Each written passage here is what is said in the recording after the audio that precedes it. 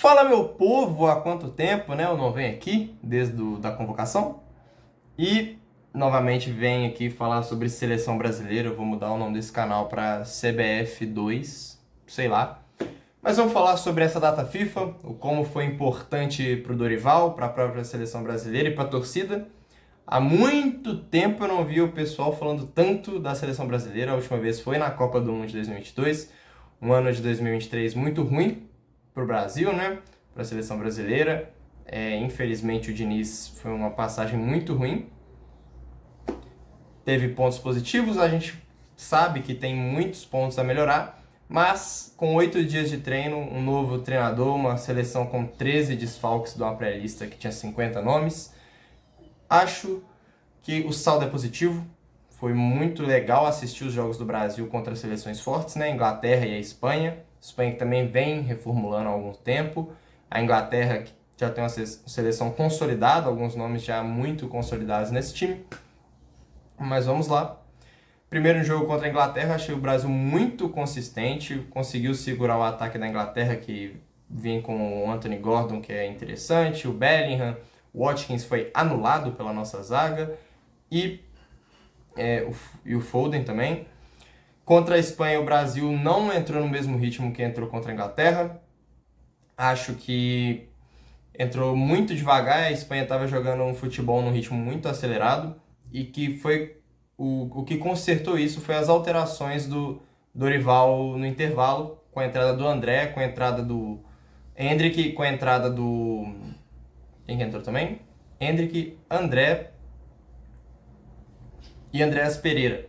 Esses três jogadores conseguiram mudar a dinâmica do time, conseguiram colocar a bola no chão, fazer o time pensar mais. Ainda ali tinha o Paquetá, tinha o João Gomes... Não, o João Gomes saiu. O Beraldo conseguiu ajudar mais na criação, é um zagueiro que gosta de ter a bola no pé, participa. No primeiro jogo, o Paquetá foi para mim o melhor em campo, e hoje, para mim, o melhor em campo foi o Endrick. Não tem como, ele entrou e mudou a dinâmica. Foi absoluto, tentou, conseguiu. Acho que ele ainda precisa amadurecer, tem muita gente já cravando ele de titular. Eu acho que é muito forte a gente falar que o Endrick deve ser titular. Acho que é muito forte. A gente pode falar que ele pode ser titular. Já bancar um menino de 17 anos assim, e se ele fizer 3 jogos ruins, a torcida já vai cair matando em cima dele, que a gente sabe como é a torcida brasileira, não só com a seleção, mas com os próprios times. Mas acho que ele está preparado. Ele consegue aguentar essa pressão. A gente vê que ele pega a pressão, domina no peito e faz um gol de bicicleta. Esse é o Endrick. Sobre Rodrigo e Vinícius Júnior, acho que são dois jogadores que precisam mostrar mais ainda. O Vinícius Júnior talvez sentiu o peso nessa partida contra a Espanha, e contra a Inglaterra foi bem na participação do jogo, mas pecou na hora da finalização, na hora de decidir e chamar a responsabilidade. O Rafinha é outro que eu sou fã do Rafinha, acho que as pessoas caem muito matando em cima do Rafinha de um jeito que não é verdadeiro. Porém, o Rafinha não merece ser titular dessa seleção. Teve os desfalques de João Pedro, Matheus Cunha, o Gabriel Martinelli, o próprio Richarlison estava com a seleção, mas não entrou em campo porque não estava 100%. Acho que o Rafinha está muito atrás desses. Savinho merecia ter jogado esse jogo. O próprio Endrick merecia ter começado no lugar dele. Não participou do jogo. Acho que é um jogador que consegue participar muito das ações defensivas, ajuda a pressionar, ajuda a roubar a bola, mas ofensivamente ele não conseguiu criar muito. Acho que o Paquetá foi um principal ponto que dá para falar dessa data FIFA. Foi um reforço muito importante para a seleção. O Dorival tem um meio-campista completo igual ele, que consegue defender bem, consegue armar, consegue finalizar as jogadas. Fez um gol hoje, saiu como capitão, um dos jogadores que está há mais tempo nessa seleção aí. Gosto muito do Paquetá, acho que ele é titular absoluto. Gostaria de ver na próxima data FIFA uma dinâmica diferente nesse meio de campo.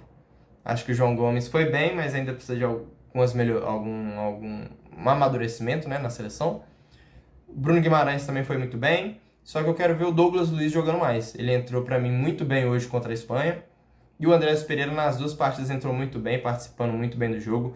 Gostaria de ver uma dinâmica no meio de campo com o Rodrigo ali pelo meio, o Paquetá e o Andrés Pereira fazendo a ligação do meio e da defesa, e o Douglas Luiz como primeiro volante. Acho que seria uma dinâmica interessante, talvez até o Andrés Pereira entrando depois e o Bruno Guimarães jogando, até o Rodrigo pegando o banco, porque acho que ele não demonstrou muito futebol nessa data FIFA. O goleiro Bento foi muito bem nas 2 partidas, a gente sabe da qualidade dele no Atlético Paranaense, talvez esteja indo para a Inter de Milão. Muito bom jogador, a gente sabe que o Alisson e o Ederson são os titulares. Na Copa América, que daqui a uns 3 meses, a gente tem 2 amistosos contra México e Estados Unidos, e depois tem a fase de grupos não muito fácil, com Colômbia e Costa Rica, 2 equipes que podem dificultar para o Brasil, principalmente a Colômbia. E a gente sabe que o Alisson e o Ederson vão ser os goleiros titulares da seleção, mas o Bento é um terceiro goleiro muito bom. A dupla de zaga estreante, né? Beraldo e Fabrício Bruno. Gostaria de ter visto o Bremer um pouquinho mais nessa defesa, dele ter jogado mais. É um zagueiro que vai fazer uma ótima temporada. O Murilo também poderia ter ganhado alguns minutos. O Bremer entrou no primeiro jogo. O Murilo não entrou em nenhuma das 2 partidas. Senti o Beraldo meio nervoso no primeiro tempo da última partida e provavelmente ele vai ficar marcado por esse jogo contra a Espanha, que foi um crime, foi roubado, pela caneta que ele tomou do Dani Olmo e o golaço, que é 100% mérito do camisa 10 da Espanha, e por um pênalti que não existiu em cima do Carvajal, mas eu acho que o Beraldo sai com saldo positivo, um zagueiro canhoto muito bom. O Fabrício Bruno queimou minha língua. Não é um zagueiro que provavelmente vai ser constante na seleção, porque ainda tem o Gabriel Magalhães, Bremer e o Marquinhos retornando.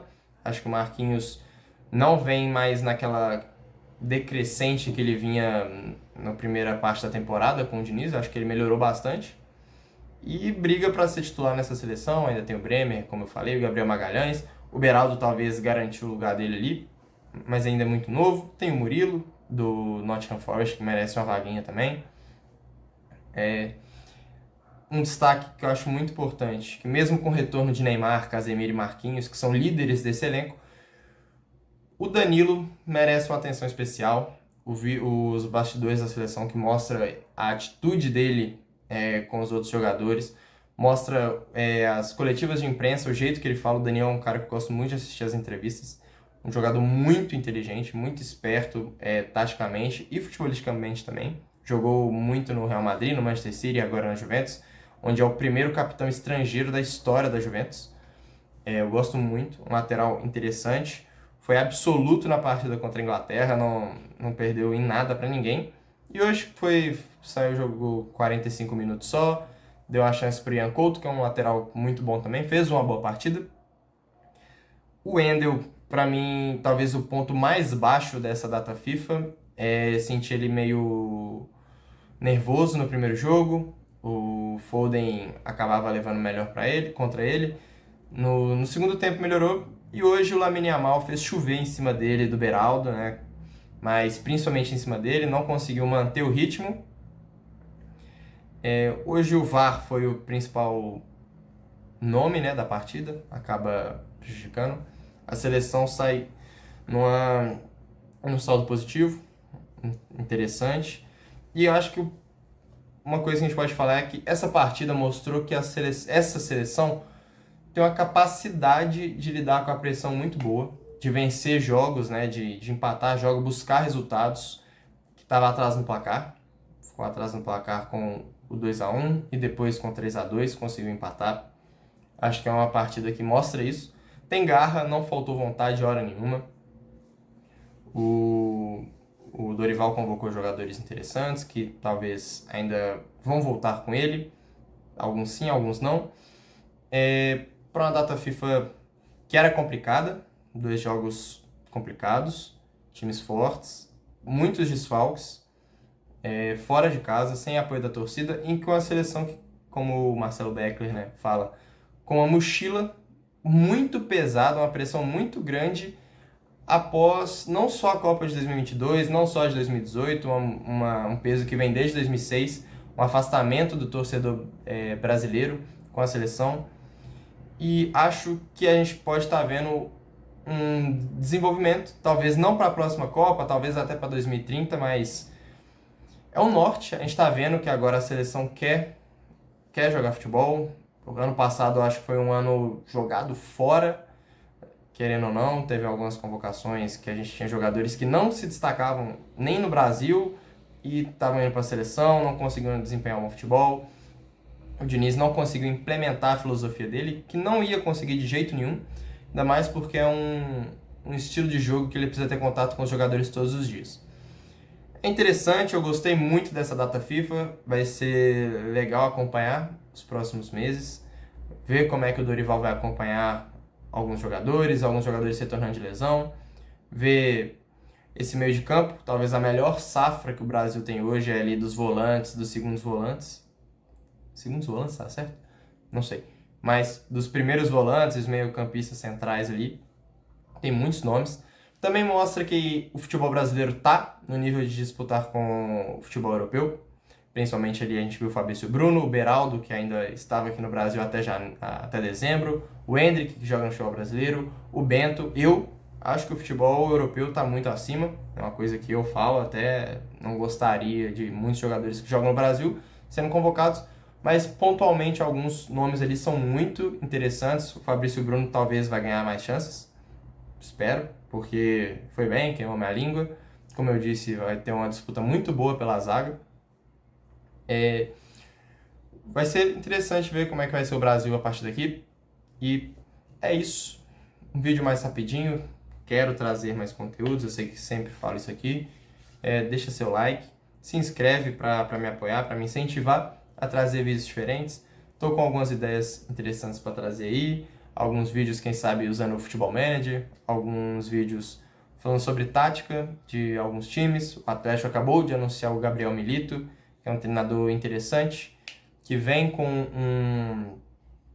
um esquema de jogo, um futebol que me agrada, que eu sempre quis ver no Galo, mais ofensivo, ao mesmo tempo com a linha de 3 e uma mudança tática. O próprio Cruzeiro está fazendo isso, que eu acho muito interessante. Quem sabe a gente poder criar alguns cenários aqui, um e se do futebol. É isso. Muito obrigado. Se inscreve aqui no canal, deixa seu like. Muito obrigado, tamo junto.